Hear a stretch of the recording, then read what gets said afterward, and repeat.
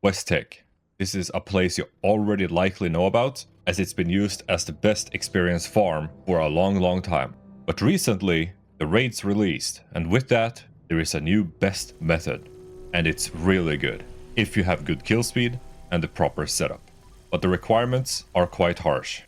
First, I want to give a shout out to Mrs. Blobby, whose video made me aware of this method. I will link her channel in the description along with her build, which includes perks, gear and buffs.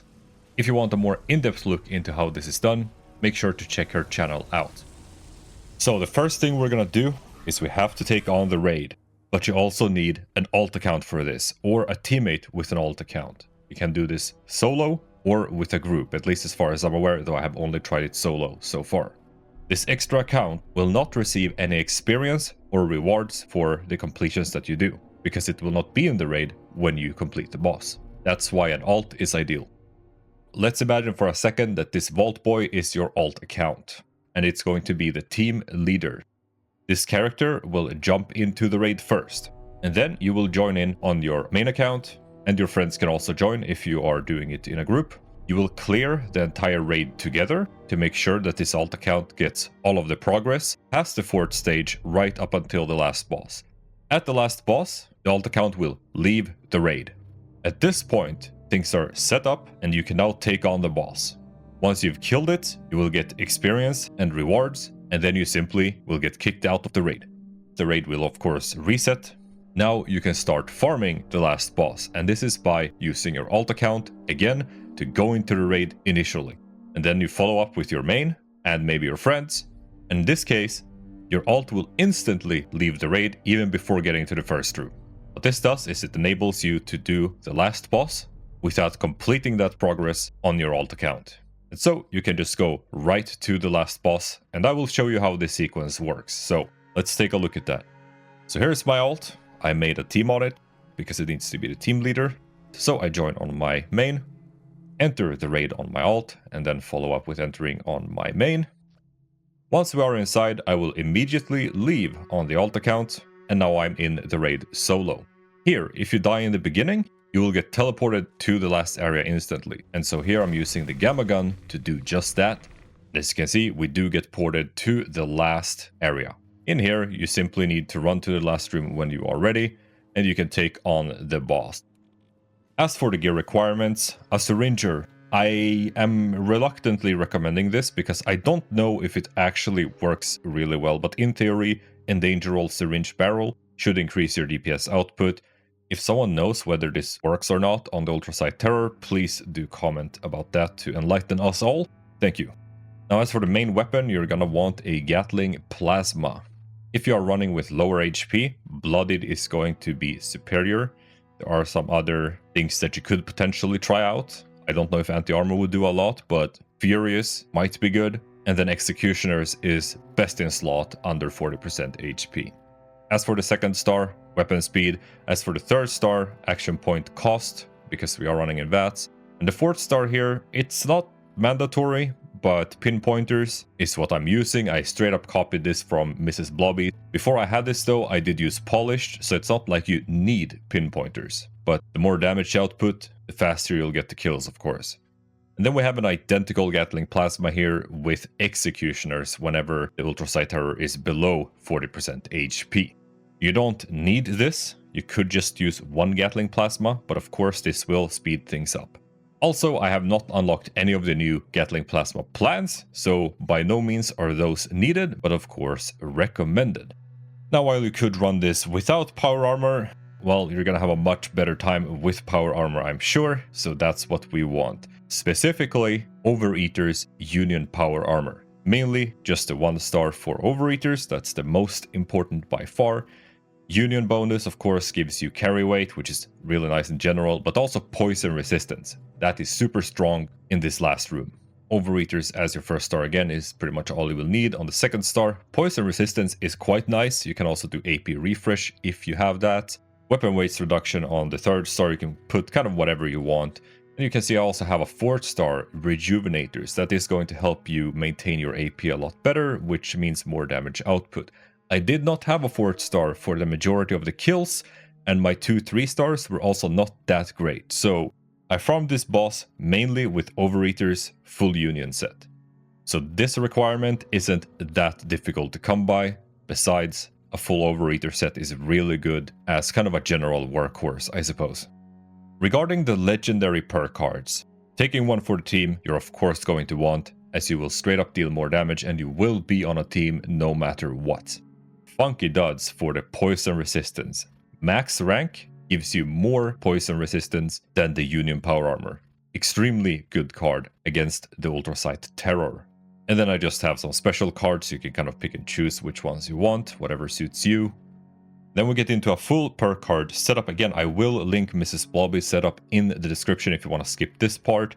I have slightly adjusted it to fit me, but I'm quickly going to highlight some important cards. Of course, within strength, Lock and Load is very good because that will increase your overall DPS, especially on the tails. If you need to reload, you're gonna be able to hopefully take them down in time.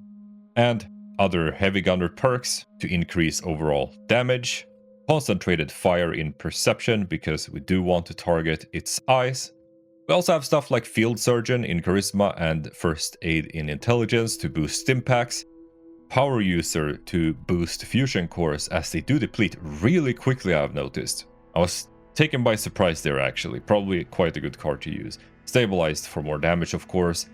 In Agility we have Action Boy for AP refresh rate. Dodgy right here, it kind of depends on what build you're running. At lower HP it might be good to use, but if you're feeling confident in staying alive without it, you will have more overall AP to work with, and that means more damage.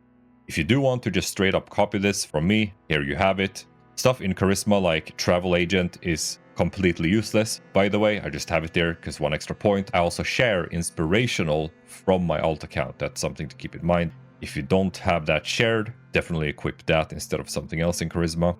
In terms of damage buffs, you have your magazines, your bobbleheads, stuff like bobblehead heavy guns. That's going to boost your damage output. There is also Repair, which boosts your fusion core duration, will be nice overall for your power armor fusion cores, but also it's going to increase your maximum capacity on your Gatling plasma. Steeped Thistle Tea and Sweet Mudfruit Tea for that 50% crit damage. If you are herbivore, this is going to be boosted to 100%, and then with strange numbers 125% I believe. So very nice if you are herbivore for sure. I am not, I'm currently carnivore, so I'm missing out on this. And then some type of Psycho that's going to boost your damage, and this Psychotats here gives damage resistance too. Company Tea, very good AP regen boost right here. And of course, canned coffee, if you have an excess of these, it's the perfect place to use them for that very temporary but pretty much infinite AP boost.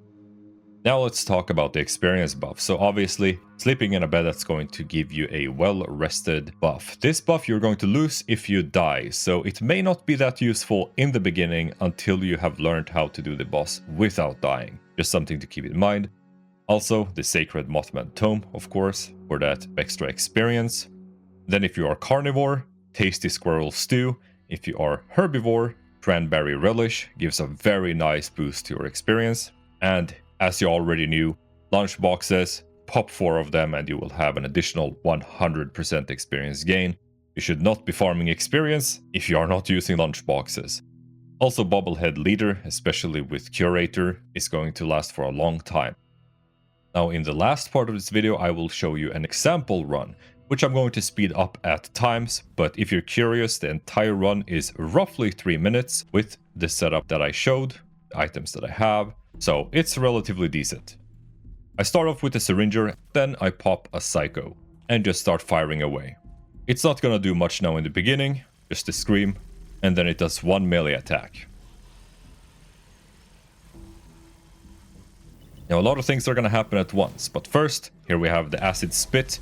I wouldn't try to dodge it too much, just keep up the DPS. We also have the Rapid Acid Spit. This one is probably the highest KO potential, so you need to spam Stimpaks whenever that's going to hit you.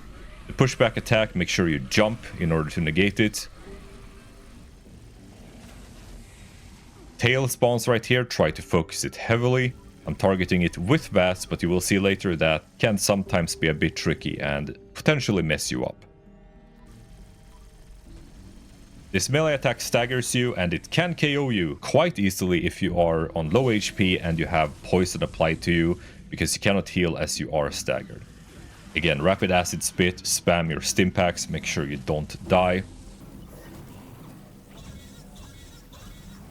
And as you see here, the tail spawns. I try to focus it down, and I thought VATS would target it, but it goes on the boss instead. So if the tail is right next to the boss, be careful with that VATS targeting.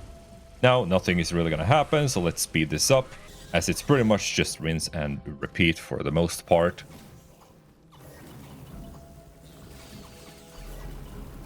We're gonna take this tail down, and because of its HP, I will be switching to the Executioner's Gatling Plasma for more damage output. And then we just keep burning it down until it gets low.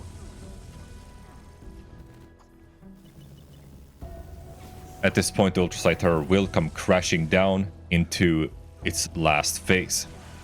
Can't really see it, but at this phase, you will be DPS checked, so you gotta burn it down before it one-shots you, essentially.